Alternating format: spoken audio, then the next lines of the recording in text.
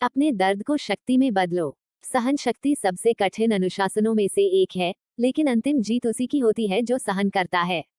सहन शक्ति का कोई शॉर्टकट नहीं होता। आपको हर दिन लंबे रास्ते के साथ शांति बनाने के लिए खुद को प्रशिक्षित करना होगा और इसे करना होगा और प्यार करना होगा कि यह आपको कहां ले जा रहा है।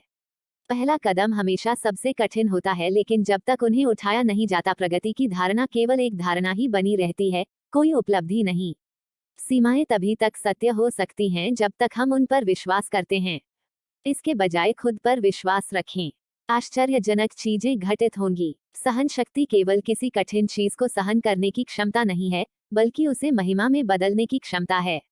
मैंने सहा है, मुझे चोट लगी है, मैंने कठिनाई को जाना है, मैंने खुद को खो दिया है, लेकिन मैं अभी भी यहाँ खड़ा हूँ, आगे बढ़ रहा हूँ, हर दिन मजबूत हो रहा हूँ।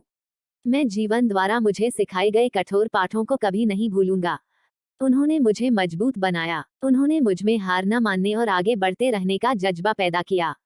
मुझे एहसास हुआ कि मैं पहले से ही दर्द में हूँ, मैं पहले से ही आहत हूँ, मुझे इससे कुछ इनाम क्यों न मिले, मैं नकारात्मक में छिपी सकारात्मकता का लाभ क्यों न उठाऊं। यह प्रक्रिया हमेशा आरामदायक नहीं थी, लेकिन इसने मुझे खुद के एक बेहतर संस्करण में बदल दिया।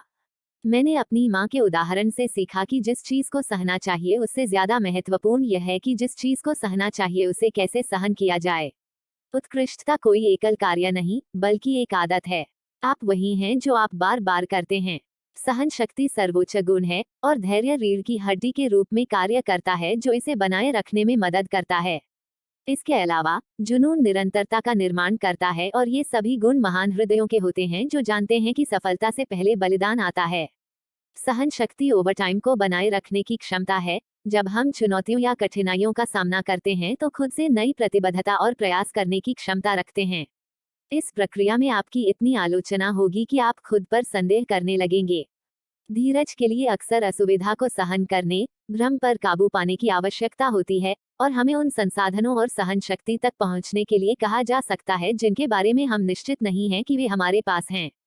धीरज का मतलब है कि हम आलोचना, एकरसता और हतोत्साहित करने वाली बाधाओं के बावजूद भी स्थिर बने रहें।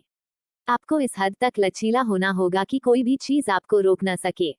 भारी विरोध के बावजूद आप जिस बात पर विश्वास करते हैं उस पर कायम रहने के लिए मानसिक और भावनात्मक सहन शक्ति की आवश्यकता होती है, जो इतनी मजबूत होती है कि इसे कठोर परिस्थितियों में भी तोड़ा नहीं जा सकता। जो असहनीय है उसे सहना ही सच्ची सहनशीलता है। महान सहनशीलता के बिना कोई भी महान उपलब्धि कभी हासिल नहीं होती। कुछ दिन आपके हृदय में कोई गीत नहीं होगा, फिर भी गाओ। सहन शक्ति के लिए केवल इच्छा शक्ति की नहीं, बल्कि धैर्य, साहस और संतुलन की आवश्यकता होती है। स्वास्थ्य और गति अक्सर हमारी टिकने की क्षमता निर्धारित करते हैं। इसका मतलब यह है कि अगर हम लंबे समय की परवाह करते हैं तो हमें अपना ख्याल रखना होगा। एक आदमी मर सकता है, राष्ट्रों का उत्थान और पतन हो सकता है, लेकिन एक विचार जीवित रहता है। विचारों में मृत्यु के बिना भी सहन शक्ति होती है। इसके अलावा शारीरिक गतिविधि के माध्यम से सहन शक्ति हासिल करने से चिंता, अवसाद, तनाव या किसी भी पुरानी बीमारी में कमी देखी गई है। धीरे धीरे अपनी सहन शक्ति बढ़ाएं। यदि आप लंबे समय से सक्रिय नहीं हैं, तो समय के साथ अपने तरीके से काम करना महत्वपूर्ण है। आसानी से गलत समझा जा सकता है कि यह प्रतिकूल परिस्थितियों के प्रति प्रेम के बारे में नहीं है। यह शक्ति को जानने और इतने महान विश्वास के बारे में है कि प्रतिकूलता, अपनी सभी प्रतिकूल अभिव्यक्तियों में, शायद ही मौजूद हो। सहन शक्ति उपलब्धि का मूल्य टैग है। याद रखें, यह अक्सर एक अकेली यात्रा होती है। चूंकि लोग तभी समर्थन में आते हैं जब आप किसी प्रकार की सफलता प्राप्त करते हैं। मानव मानस ऐसा है कि वह असफल लोगों के साथ ऐसे लोगों का व्यवहार करता है जो महत्वहीन और अयोग्य हैं। इनमें से कोई भी सत्य नहीं है। एक व्यक्ति केवल ईश्वर परमात्मा की रचना होने के कारण योग्य है। आपके पास किसी को साबित करने के लिए कुछ भी नहीं है।